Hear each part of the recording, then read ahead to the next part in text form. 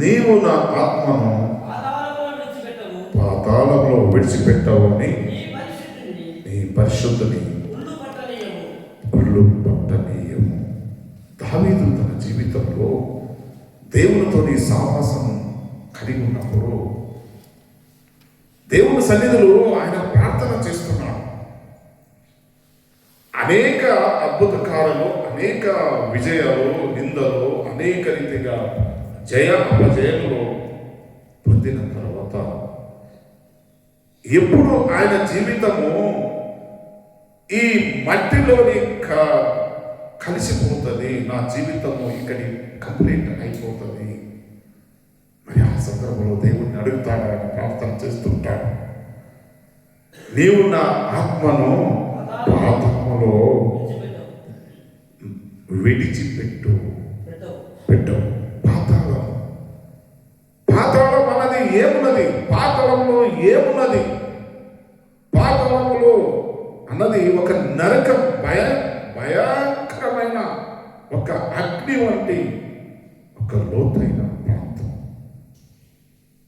ఆయన తెలుసుకున్నాడు సత్యం. నేను ఇదంతా రాజ్య పరిపాలన చేసినా, ఇదంతా చేసినా నీకు మెచ్చికరంగా జీవించాలని నేను ఎన్నో విషయాలు ఆశపడుతున్నా, కానీ సైతాన్ అన్నవాడు, ఈ లోకస్తుడు, ఈ లోక అంధకార శక్తులు నన్ను అనేక రీతిగా నన్ను పీడిస్తున్నాయి. కానీ రేపు నేను సరిపోతే నీవు ఇచ్చిన ఆత్మ నీ సన్నిధిలో వెళ్ళాలి, కానీ పాతాళమునకు నా ఆత్మము వెళ్ళకుండా నీవు నాకు సహాయం చేయాలి. దేవుని సన్నిధిలో ప్రార్థన చేస్తున్నాను. ఆయనకు తెలిసిపోయింది ఈ శరీరము మట్టిలో కలిసిపోతుందని తెలిసిపోయింది.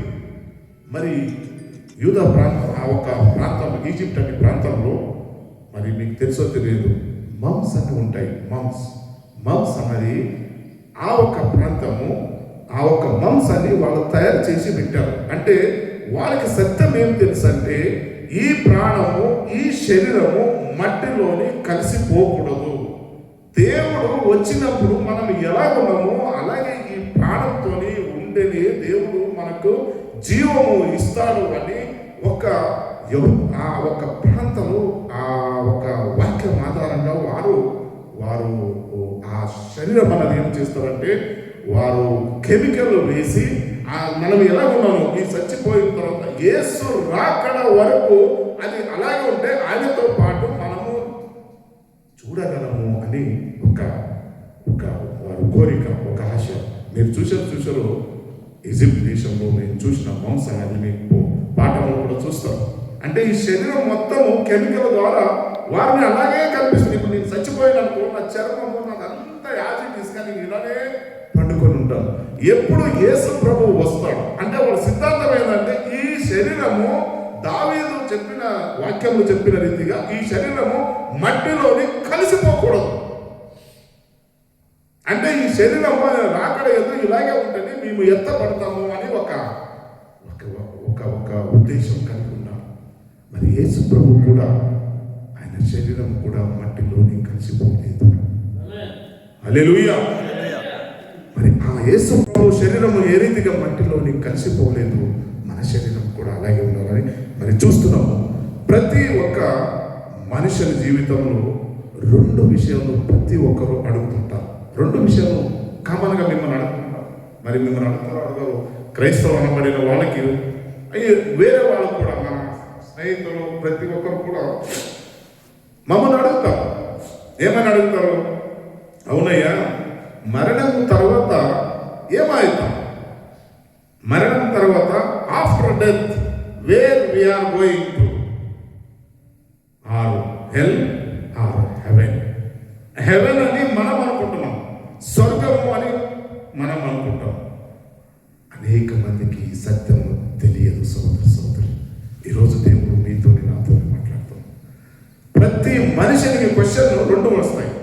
అంటే మరణం తర్వాత ఏమవుతుంది, రెండోదాగి ఎక్కడికి వెళుతారు, మరణం తర్వాత ఏమవుతుంది, వీరు చనిపోయిన తర్వాత ఎక్కడికి వెళ్తారు, స్వర్గానికి వెళ్తారా, నరకానికి వెళ్తారా? ఇవి రెండే మార్గం. మానవ జీవితంలో ఈ రెండే మార్గం, నీవు వెళ్తే స్వర్గానికి వెళ్ళాలి లేదా నరకానికి వెళ్ళాలి. అది దేవుడు మనిషి నరకాన్ని, నిజంగా దేవుడు నరకాన్ని దేవుడు సృష్టించాడు? దేవుడు నరకాన్ని సృష్టించలేదు.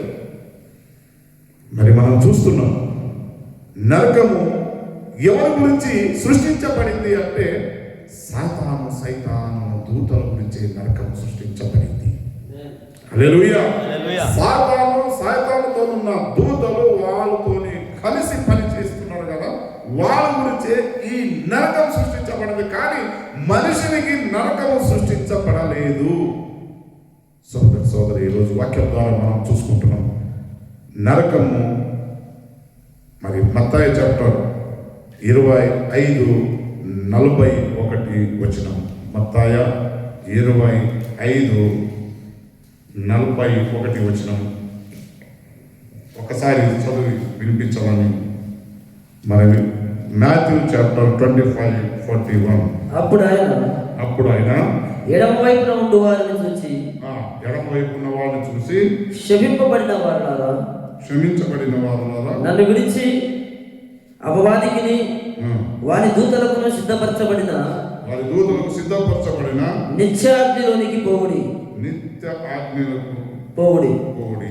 నేను ఆకలి కొంటిని, మీరు నాకు భోజనం పెట్టలేదు.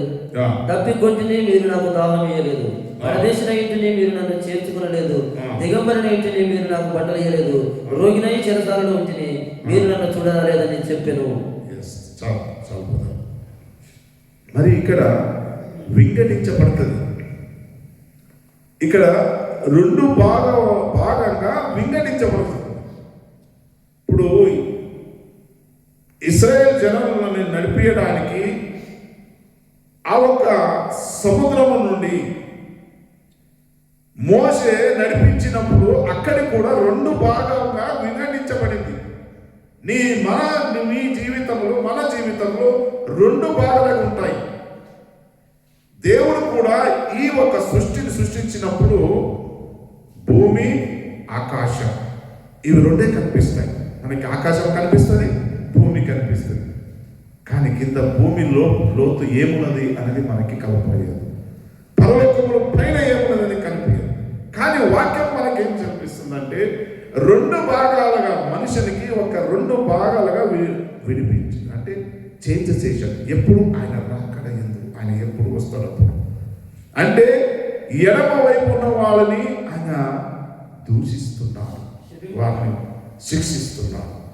ఏమని అంటే క్షమింపబడిన వారు నన్ను విడిచి అపవాదికిని వారి దూతలకును సిద్ధపరచబడిన నిత్యాగ్నిలోనికి పోవుడి. ఓకే, నిత్య అగ్ని అంటే మనం అనేక సార్లు అంటాం అగ్ని ఆరదు పురుగు చావు.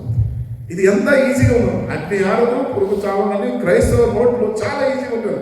మరి అగ్ని దగ్గరికి వెళ్ళినప్పుడు మనకి ఎంత మరి ఇది ఆవిరి వస్తుంది. మనం అనేక బైబిల్లో బైబిల్లో చూస్తున్నాం. శత్రుఘ్న మేషక్ అబేద్నెగో వారిని నిందలేసి వారిని కోయడానికి పోతే అంత బలమైన అగ్ని ఏమైంది, ఆవిరికి వాళ్ళు అనేక మంది చచ్చిపోయారు. ఆయన కంప్లైంట్ ఇచ్చిన వారు. కానీ మరి అగ్ని ఆరదు పురుగు చావదు అని ఆ అగ్ని మంటలో మనం ఉన్నప్పుడు ఏమైతాం కొంచెం మనం ఆలోచన చేస్తే సోదరి ఈరోజు దేవుడు నాతోనే మాట్లాడుతున్నాడు. నరకం అంటే ఏమిటి? నరకం అంటే ఏంది? మరి ఆయన వచ్చినప్పుడు ఆయన రెండు భాగాలు వింగడిస్తాడు. ఎడమ ఉన్న వాళ్ళు వారికి కుడివైపు, ఎడమవైపు ఉన్న వారికి వారిని దూషిస్తాడు.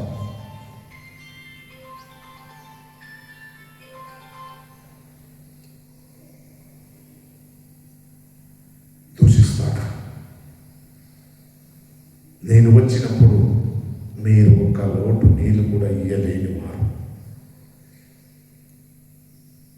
నేను వచ్చినప్పుడు నా మనుషులకి, నా సేవకులకి, నా సహోదరులకి ఒక్కరికి కూడా మీరు సాయం చేయలేని వారు. ఒక పెద్ద పెద్ద పనులు వదిలేయండి, పక్కన ఉన్నవాడు నిన్ను వల్లే నేను స్నేహితులను కూడా నువ్వు ప్రేమించలేని వాడు.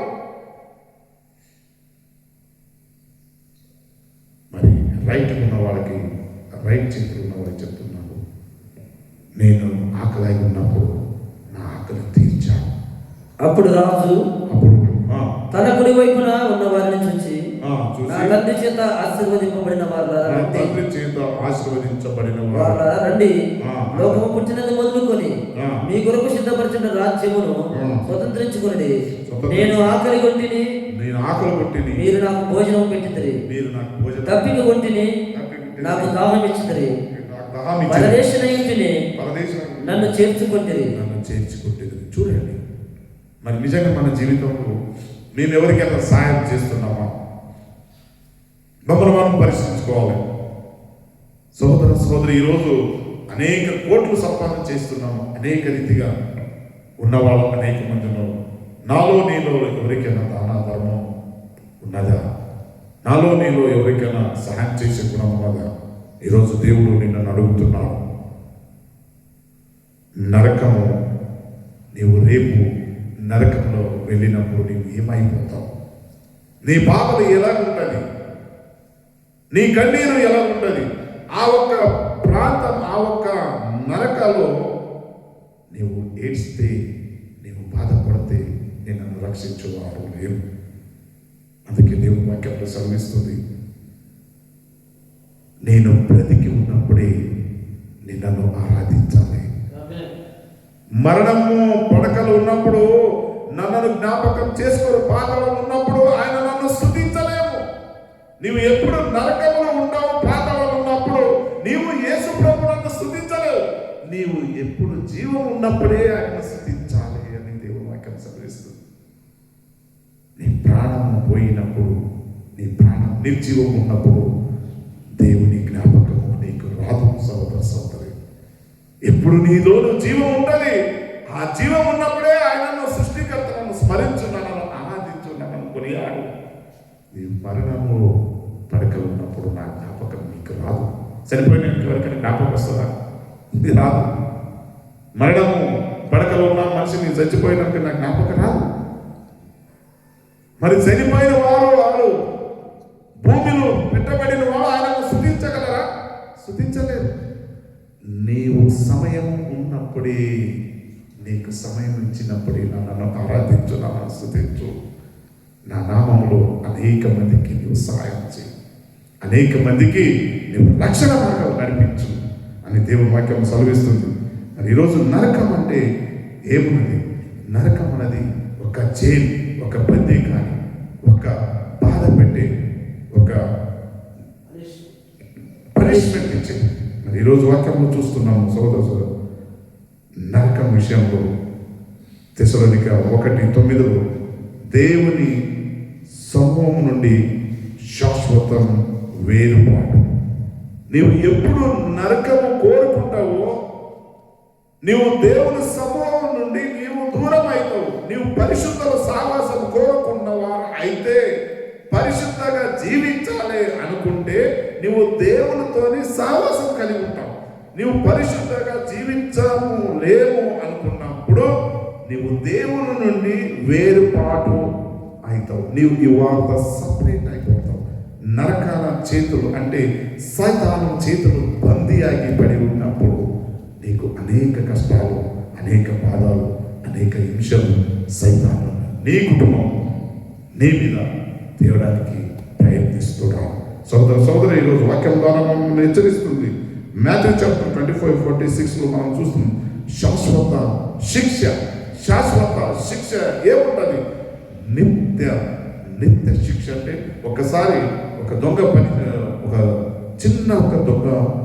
చేశాం, చిన్న పని చేస్తే తల్లికి చెప్పాడు, అమ్మా నేను ఒక 10 రూపాయలు దొంగతనం. తల్లి కూడా ఏమీ అనలేదు. నో ప్రాబ్లం బేటా, నీ చిన్న దొంగతనం, నో ప్రాబ్లం. ఆ 10 రూపాయలు తెచ్చి తల్లి సంతోషించింది. రెండోసారి కూడా 100 రూపాయలు చేసింది. 100 రూపాయలు చేస్తే కూడా శిక్షించాలి, కానీ శిక్షించలేదు. తర్వాత పెద్ద దొంగతనం చేసి దొరికి దొరికిపోయినప్పుడు ఆ అబ్బాయి తీసుకొని జైలు వేశారు. ఆయన జైలు వేస్తే ఆయనకు ఈ చిన్న వయసులో ఇంత పాపం చేసినావు, రాబోయే రోజులు నువ్వు పెద్ద దొంగవైతావు, ఇక్కడి నుంచి ఏదన్నా ఏ చెట్టు ఎక్కడ నరకాలి అక్కడనే కొట్టివేయాలి అనుకుంటారు కదా. ఎక్కడ ఫలించలేని చెట్టు తీసుకొని ఏం లాభము అనుకొని చెట్టును తీసివేస్తారు. ఆ గవర్నమెంట్ ఆలోచన పాలసీ ఎలాగంటే ఈయనను ఉరివేయాలని జడ్జిమెంట్ ఇచ్చేసింది. ఎందుకంటే ఇటువంటి చిన్న పురుగులు చిన్న పిల్లల ద్వారా అనేక మందిని సోకితే ఈ పెద్ద దొంగలు అయిపోతాడు, మనకి అవమానది, మన రాష్ట్రానికి అవమానం. మరి బాబు నీకు రాష్ట్ర ఆఖరి కోరిక ఏమున్నది నేను చెప్పు. మరి ఆఖరి కోరిక నన్ను తల్లిని చూడాలని కోరిక ఉన్నది అని జైలు చెప్పినప్పుడు సరే ఈ కోరిక మేము తీరుస్తామని తల్లికి పిలిచి మరి జైలు ఉన్నప్పుడు పక్కనే నేను తల్లితోనే మాట్లాడాలి అని తల్లి దగ్గర పంపించినప్పుడు తల్లి చెవు కొరికేస్తాడు, గట్టిగా కొరికేస్తాడు. ఆ గట్టిగా కొరికించినాము తల్లి ఏడుస్తున్నది. ఎందుకు తల్లిను ఎవరన్నా ఆపాయంగా ప్రేమిస్తారు, చాలా వాళ్ళు ఉన్నదంతా చెప్పుకుంటారు, ఇదేంటి తల్లిని కొరుకుతున్నాడు అని చెప్పినప్పుడు అప్పుడు ఆయన చెప్తాడు ఎందుకు కొరికినా అని జైలర్కు క్వశ్చన్ జైలర్ అబ్బాయి అడిగినప్పుడు నా తల్లి చిన్నప్పటి నుంచి సరైన మార్గంలో నాకు దారి చూపెట్టలేదు, అందుకోసమే నా తల్లి చేసిన తప్పుకి నేను ఈరోజు బలి అవుతున్నాను సార్. ఆ రోజే నన్ను శిక్షిస్తే నేను ఈ నరక బాధలో నాకు ప్రాణం తీసేవారు కాదు కదా అని చెప్పినప్పుడు తాను ప్రాయశ్చిత్తం చేసుకున్న తర్వాత ఆ బిడ్డను విడుదల చేశారు. సోదరి మన జీవితంలో కూడా చిన్న చిన్న పాపము, చిన్న చిన్న మరి దుష్ట కార్యం, చిన్న చిన్న తప్పుల ద్వారా రాబోయే రోజుల్లో పెద్ద నేరం కూడా జరుగుతాయి. అందుకోసమే చిన్నప్పుడే మనం అన్ని క్లారిఫికేషన్ చేసుకొని దేవుని మార్గంలో నడవడానికి మనం ఇష్టపడాలి అని దేవుని వాక్యం సెలవిస్తుంది. ఈరోజు వాక్యం భాగంలో మరి నరకము ఎలా ఉంటుంది అన్నది విషయంలో మనం చూస్తున్నాం. మత్తయి చాప్టర్ మార్క్ చాప్టర్ 9:43 అది ఒక అగ్ని స్థలం. నీ కుడి చెయ్యి నిన్ను అభ్యంతరపరిచిన ఎడల దానిని నరికివేయము. నీవు రెండు చేతులు కలిగి నరకములోనే ఆరని అగ్నిలోనికి పోవుట కంటే అంగహీనుడవై జీవములో ప్రవేశించటం మేలు. నీ పాదము నిన్ను అభ్యంతరపరిచిన ఎడల దానిని నరికివేయము. రెండు పాదములు కలిగి నరకములో పడివేయబడిన కంటే పుట్టివాడవై నిత్య జీవములో ప్రవేశించడం మేలు. చూడండి, ఈ అవయవులు మొత్తం గురించి బైబిల్లో మనకి సెలవిస్తుంది. అయ్యా నీ కన్నులు పాపము వైపు నీ కన్నులు ఉన్నప్పుడు నీవు చూస్తున్నప్పుడు ఆ కన్నులు కూడా నీవు తీసివేయి. ఎందుకంటే నీ ఉద్దేశము ఏమై ఉండాలి? నేను స్వర్గానికి వెళ్ళాలి, చెడు మానుకోవాలి, చెడు చూడకూడదు, చెడు వినకూడదు. మనం అనేక ఎగ్జాంపుల్ చూస్తున్నాం. మహాత్మా గాంధీ కూడా ఈ బైబిల్ చదువుకున్నాడు. ఆయన ఒక 3 బొమ్మలు మనం చూస్తుంటాం. ఏమని? చెడు మాట్లాడవద్దు, చెడు వినొద్దు, చెడు చూడొద్దు. ఎస్, బైబిల్ ఆధారంగా చెడు చెయ్యి నడవద్దు అన్నది అదేం చెప్పలేదు ఆయన, కానీ ఈ 3 విషయాలని చెప్పాడు. కానీ బైబిల్ ఏమైనా చెప్తుందంటే నీ మొత్తం శరీరము ఇది నేను నిర్మించిన శరీరము, నా రక్తం ద్వారా కొనబడిన శరీరము, అందుకోసమే మీరు పరిశుద్ధులుగా, నేను పరిశుద్ధులు కనుక మీరు కూడా పరిశుద్ధులుగా ఉండండి. హల్లెలూయా! మీరు కూడా పరిశుద్ధులుగా ఉండండి. వెన్ యు ఆర్ హోలీ, మీరు ఎప్పుడు పరిశుద్ధులుగా ఉంటారు, మరి దేవుడు సంతోషిస్తాడు. ఈరోజు వాక్యంలో మనం చూస్తున్నాం, నీ చెయ్యి పాపం చేస్తే ఒక్క చెయ్యితోనే నీ పరలోకంకి వెళ్ళొచ్చు. ఒక చెయ్యి తీసివేసేయి అంటే నీవు పాపం చేస్తే ఈ చెయ్యి తీసేయాలి. కానీ అనేక మంది అంటారు ఇది చాలా ఈజీనే కనిపిస్తుందయ్యా, మీరు మెసేజ్ ఇచ్చేది బాగానే ఉన్నది, చెయ్యి తీసేయి, కళ్ళు తీసేయి, కాలు తీసేయి అంటే బాగానే ఉన్నది, కానీ నిజంగా మీరు చెయ్యి కళ్ళు తీస్తారా అని క్వశ్చన్ మీలో మాలో రావచ్చు. కానీ చేయి తీసే కాలు తీసే అన్నది కాదు. కానీ చేయి తీసే అన్న మీనింగ్ ఏంటంటే నీకు అది దృష్టి నీకు చెడులాగా కనిపిస్తే అది చూడొద్దు. నీ కన్ను, నీ ముఖము, నీ ఫేస్, నీ మలుపు ఆ దృష్టిలో వెళ్ళదు. నీవు చెడు మార్గంలో నడవద్దు. చెయ్యి నీకు చెడు అనిపించింది దొంగతనం చేయవద్దు అని ఈ చేత్తోనే మనమేను చేత్తోనే తీసుకుంటాం కదా. ఏదైనా దొంగతనం చేయాలంటే ఈ చేత్తోని ఫోన్ తీసుకోకూడదు అనుకున్నాం అనుకోండి, ఈ ఫోన్ మీరు ముట్టుకోవద్దు. అది అన్నది దేవుని వాక్యం. మీరు నడవద్దు. నీకు కాలు పాపంలో నడిస్తే నీ కాలు తీసేయాలన్నది ఉద్దేశం ఏంది? నీవు అడ్డమైన దారిలో వెళ్ళొద్దు. ఆ అన్యుల మధ్యలో నీవు కూర్చోవద్దు. వాడు తాగువాడు, తిరిగేవాడు, మరి వ్యభిచారం వాళ్ళంతా సహవాసం చేయవద్దు. నీ కాలు ఆ త్రోవలో నడవదు అని అర్థం. హల్లెలూయా. ఆ త్రోవను విడిచిపెట్టి నా సన్మార్గము, మంచి మార్గములో, అందుకే నేనే మార్గము, నేనే సత్యము, నేనే జీవం, నా తప్ప నీకు వేరే మార్గము లేదయ్యా. నీవు స్వర్గానికి రావాలంటే నా తప్ప వేరే మార్గము లేదు. నీవు వెళ్ళాలంటే రెండే మార్గం, ఒకటి నరకము, ఒకటి స్వర్గం.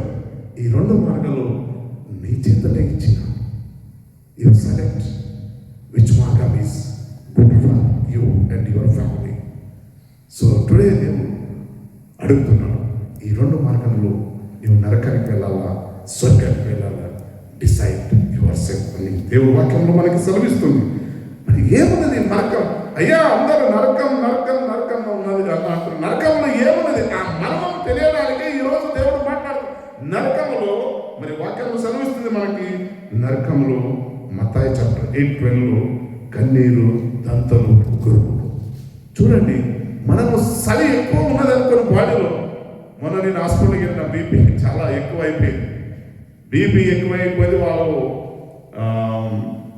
మన సోదరులు అనిల్ బ్రదరు, బాబు, ఇంకా సామెల్ బ్రదర్, 3-4 మంది కలిసి నన్ను హాస్పిటల్కి వెళ్ళారు.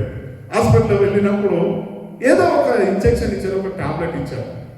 ఆ టాబ్లెట్ ఇస్తే సోదరులు ఇంత బీపీ పెరిగి ఎంత భయంకరమైన నరకం అనుభవించినంటే పండ్లు కూడా కొరుకుతున్నాము, కటకట కొరుకుతున్నాము. ఆ ఒక 10 నిమిషాలు, హాఫ్ అన్ అవర్లే నేను కొరుకుడు చూస్తే నేను అయిపోయినేమో అన్న స్థితిలో ఉన్నాం. కానీ 24 గంటలు మీరు నరకంలో ఉన్నప్పుడు అక్కడ పండ్లు కొరుకుడు, అగ్ని ఆరదు, పురుగు చావదు, పురుగు నిన్ను తింటాడు అని చెప్తుంటారు. అయ్యా ఇవన్నీ మందికి భయపెట్టడానికి చెప్తారయ్యా. ఇవన్నీ అగ్ని ఆరదు, పురుగు చావదు, ఇవన్నీ భయపెట్టడానికి ఇవన్నీ చెప్తారయ్యా. మొన్న మా స్నేహితుడు అంటున్నాడు, అయ్యా స్వర్గం నరకం ఉన్నదా? ఈ ఏడ ఉందయ్యా, స్వర్గం ఏడ ఉంది, నరకం ఏడ ఉంది? ఇదే స్వర్గము, ఇదేనా? డబ్బు ఉన్నవాడే సంతోషిస్తు స్వర్గము, డబ్బు లేకపోతే వాడు పాపి అని నరకం అనుకోవాలి అనుకున్నాను. ఇలాగ జనులు ఆలోచన కలిగి ఉన్నారు. సోదరి వాక్యము సెలవిస్తుంది. వాక్యములు ఉన్నది నమ్మాలి. వాక్యములు యేసు ప్రభు ఎప్పుడో చెప్పాడు, నేను వస్తున్నాను అన్నాడు, వచ్చాడు. మళ్ళా తిరిగి వస్తాను అంటున్నాడు, మళ్ళా వస్తాడు. ఇది నమ్మాలి. ఆమేన్. దేవుని వాక్యములో ఒక్క సున్న కూడా తప్పుగా ఉండదు. సోదరి ఈరోజు దేవుడు మాట్లాడుతున్నాడు. మరి సమయం 8:30 వరకు ఉంటుంది మెసేజ్. మరి దయచేసి మీరు మరి చూస్తున్నాము యూత్ చాప్టర్ యూదా 1:13 దాంట్లో వాక్యం ఏం చదివేసింది? శాశ్వత చీకటి. ఒక్కసారి మీరు రాత్రి ఉన్నప్పుడు ఏమైతుంది? ఒకసారి చదువు బ్రదర్. యూదా 1:13 తమ అవమానమును నురుగు వెళ్ళగత్తు వారే సముద్రము యొక్క ప్రచండమైన అలలుగాను మార్గము తప్పి తిరిగి చుక్కలుగాను ఉన్నారు. వారి కొరకు గాఢంధకారము నిరంతరము భద్రము చేయబడి ఉన్నది. ఆదాము మొదలుకొని 7వ వాడైన హానోకు కూడా వీరిని గురించి ప్రవచించి ఇట్లనెను, ఇదిగో అందరికీ తీర్పు తీర్చుటకును వారిలో భక్తిహీనులందరూ. అంటే సముద్రం యొక్క ప్రచండమైన అలలుగాను మార్గము తప్పి తిరుగు చుక్కలుగాను ఉన్నారు. వారి కొరకు గాఢంధకారము నిరంతరము భద్రం చేయబడి ఉన్నది. ఆదాము మొదలుకొని 7వ వాడైన హనోకు వరకు వీరగొచ్చిన ప్రభు. చూడండి, ఇక్కడ వాక్యంలో ఏం చేస్తుందంటే ఈ సముద్ర ప్రాంతంలో, సముద్ర ప్రాంతం, మనం సముద్రంలో లేదు, సముద్రంలో పడవలో ప్రయాణం చేసినప్పుడు మీరు చూడండి, గాఢంధకారం లెక్క, అంటే ఆ ఒక సముద్రం అలలు ఇట్లా వస్తున్నప్పుడు మొత్తం చీకటి, ఇంకా ఎత్తైన అలలు వచ్చినప్పుడు చూడండి మొత్తం చీకటి అయి కనిపిస్తుంది. మరి నరకం అన్నది కూడా అటువంటి చీకటిలో మనం కనిపిస్తాం. మనం ఎవరు పడి ఉంటామో, ఎవరిని ఏడుస్తుంటామో, ఎవరు ఏం చేస్తున్నామో ఆ నరకంలో ఎవరికి తెలియదు. నేను అనేది ఎవరికి గుర్తుపట్టలేము. ఎందుకంటే ఎవరు బాధలు వారికి ఉంటుంది. ఎవరు చెప్పుకుంటామయ్యా నరకంలో నా బాధ, నేను సపోజ్ ఎగ్జాంపుల్ చెప్తున్నాను, నేను ఆ బాధలో కనుక ఉన్నాను, నాకు ఏడుపు, నాకు కొరుకుతున్నాయి, నాకు పురుగులు పడి గొక్కుతున్నాయి అనుకోండి, పక్కనే బ్రదర్ ప్రవీణ్ ఉన్నాడు అనుకోండి, ఎగ్జాంపుల్ చెప్తున్నా, నరకంలో ప్రవీణ్ కూడా గొక్కుతున్నాయి. జాన్వేశ్వరయ్య గారు మీరు ఇక్కడనే ఉన్నాము, నన్ను కొరకు నాకేమో రక్షిస్తావా అంటే ఆయనకి అడగడానికి కూడా ఛాన్స్ లేదు, మాట్లాడడానికి కూడా ఛాన్స్ లేదు. ఎందుకంటే దేవుడు వాక్యం సెలవిస్తుంది, నీవు పాతాళములో నువ్వేమో నా జ్ఞాపకము నీకు రాదు, పాతాళంలో నాకు నీవు ప్రార్థించలేవు, నన్ను స్తుతించలేవు, అయిపోయింది నీది. నీవు ఉన్న టైంలో నీవు యూటిలైజ్ చేసుకో. నువ్వు చనిపోయిన తర్వాత నేను నీకు జ్ఞాపకం రాను సహోదరా, నీవు జ్ఞాపకం చేసుకోలేవు. నీకు సమయం ఉన్నది, నువ్వు జాగ్రత్త పడు. సమయం ఉన్నది, నువ్వు జాగ్రత్త పడు, సత్యము తెలుసుకో. ఈరోజు దేవుడు మాట్లాడుతున్నాడు, నరకం ఉన్నది, స్వర్గం ఉన్నది, రెండు ఉన్నాయి అన్నది మీరు నమ్మాలి. మీరు నమ్ముతూనే మీకు మోక్షము, సత్య మార్గము, శాశ్వతమైన జీవితము మీకు దేవుడు అందిస్తాడు. మరి చూస్తున్నాము, మరి లూక్ చాప్టర్ 16:26లో మరి నరకంలో మరి మనం ఇద్దరు కొట్లాడుతున్నాం. పైనుంచి అనిల్ బ్రదర్ అడుగుతున్నాడు, చూస్తున్నాడు కిందికి, జాబ్ బ్రదర్, బ్రైట్ బ్రదర్ లోపల ఇలా పడుతున్నారు. మరి వీళ్ళని ఎలా బయటికి తేవాలి, వీళ్ళని ఎలా బయటికి తేవాలి అని ఆ ఆలోచన కూడా ఆ బ్రదర్కి రాదు.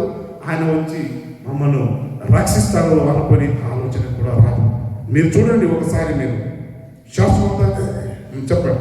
లాజరు అని ఒక దరిద్రుడు ఉన్నాడు. వాడు కురుకులతో నిన్నవాడే తన వంతుని ఇంటి వాకిట పడి ఉండి అతని బల్ల మీద నుండి పడి రొట్టె ముక్కలతో ఆకలి తీర్చుకొని కోరాడు. ఓకే, ఈ ధనవంతుడు లాజరు, కానీ ఈ లాజరు ఎవరున్నాడు? దరిద్రుడు పేరే ఉంది, కానీ ధనవంతుడు పేరు లేదు. సోదర దరిద్రుడు పేరే ఉంది, ధనవంతుల పేరు లేదు. మనం ఈ లోకంలో ధనవంతుల పేరే కనిపిస్తాయి. ఎవరి దగ్గర డబ్బు ఉన్నది వారి పేరే కొనియాడతాం, ఎవరి దగ్గర హోదా ఉంది వారి పేరే కొనియాడతాం, ఎవరు బాగా నటన జీవితంలో ఉంటారో వారి పేరునే. కానీ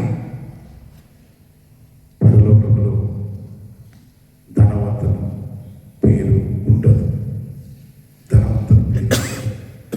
నీవు సూజి చూశారు కదా, ఆ దాంట్లో ఆ సూజి గన్ను క్యామల్ కూడా వెళ్ళొచ్చు, కానీ ధనవంతులు మాత్రం పరలోక రాజ్యంలో చేరడు.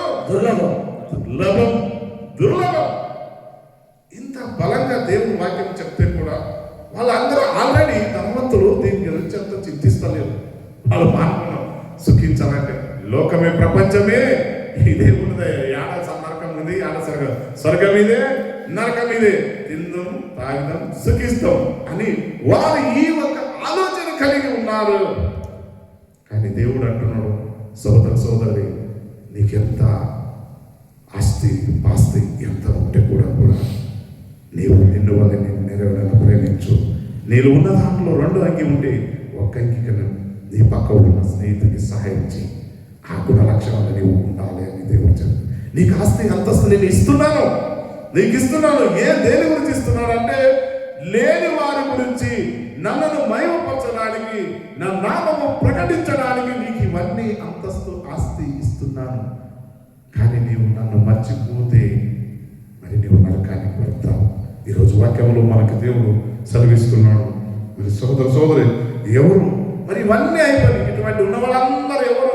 ఇప్పుడు ఆ స్టోరీ వద్దు, మనకు సమయం లేదు కాబట్టి అందరికీ తెలుసు. మరి రెండవదాగి మరి నిజంగానే ఇంతవరకు బాగానే చెప్పారు సార్, మరి అంత నరకం గురించి చెప్పారు. మరి పరలోకానికి ఎవరు వెళ్తారు? ఉండాలి కదా. మరి ఒక జడ్జిమెంట్ ఫైనల్గా రావాలి కదా. ఏదైనా ఒక పని చేయాలంటే ఒక జడ్జిమెంట్ కంపల్సరీ ఇవ్వాలి. ఆయన తప్పు చేసాడా తప్పు చేయలేదా ఏదో ఒకటి చెప్పాలి కదా ఫైనల్గా.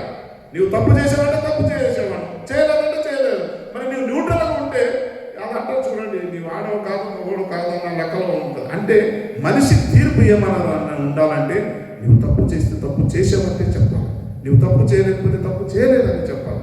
అదే ఒక జడ్జిమెంట్. ఈరోజు వాక్యంలో చూస్తున్నాం, ఎవరు నరకంలో పడతా, నరకంలో పడేవారు ఎవరున్నారు అన్నది యోహాను చాప్టర్ 3:18.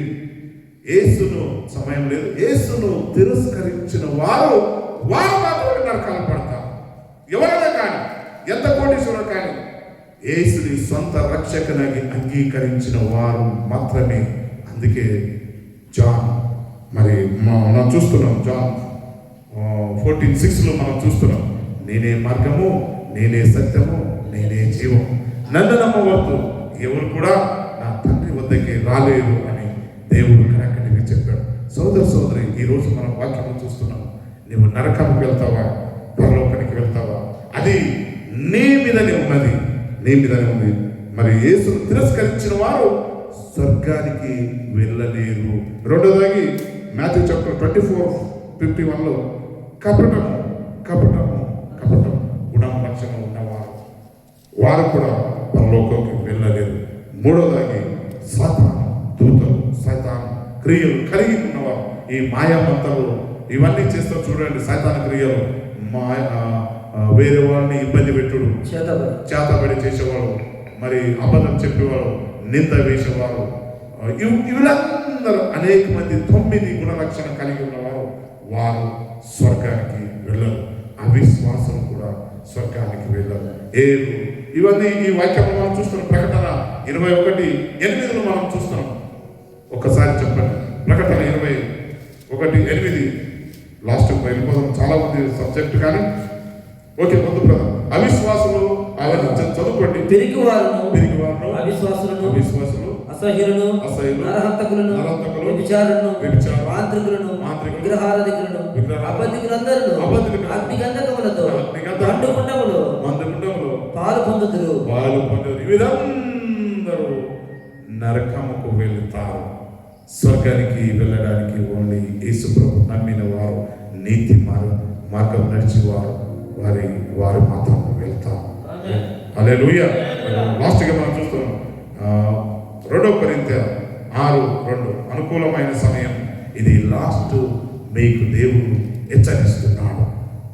2 కొరింథీయులు 6:2 అనుకూల సమయం ముందు నీ మొర ఆలకించి రక్షణ దినమందు నిన్ను ఆదుకొంటిని అని ఆయన చెబుతున్నాడు. ఇదిగో ఇప్పుడే మిక్కిలి అనుకూలమైన సమయం, ఇదిగో ఇదే రక్షణ దినము. లాస్ట్కి మనం ఎక్కడికి వచ్చినాము? రక్షణ దినము. ఇదే అనుకూలమైన సమయం. సోదరి ఈ ఒక అనుకూలము సమయం ఈ దేవుడు నీకు ఇచ్చాడు. ఈ దినము నీవు స్వర్గంలో వెళ్ళాలా, నరకంకి వెళ్ళాలా? మీరే ఆలోచన చేయాలి. స్వర్గము ఒక నిర్ణయము, నరకము ఒక హెచ్చరిక. నీ స్వర్గంకు వెళ్ళాలంటే మరి ఏం చేయాలి? నీవు నిర్ణయం తీసుకోవాలి. ఫైనల్గా నిర్ణయం తీసుకోవాలి. అయ్యా, నేను నీ సంవత్సరం చర్చకు వస్తున్నాను, పాటలు పాడుతున్నాను, వాయిస్తున్నాను, సంఘానికి రెగ్యులర్గా వస్తున్నాను, అనేక పార్టిసిపేట్ చేస్తున్నాను, అనేక రీతిగా జనాలకి ఎదురు చేస్తున్నాను. కానీ నీ నిర్ణయం ఏమై ఉండాలి? మన నిర్ణయం స్వర్గానికి వెళ్ళ ఉద్దేశం కలిగి ఉండాలి. కానీ నరకం అన్నది నీకు ఎప్పుడు కూడా సంఘములు హెచ్చరిస్తూనే ఉంటుంది. దేవుడు ఈ వాక్యము దీవించి ఆశీర్వదించును గాక. పరిశుద్ధుడా, నీకే స్తోత్రములు చెల్లిస్తున్నాను.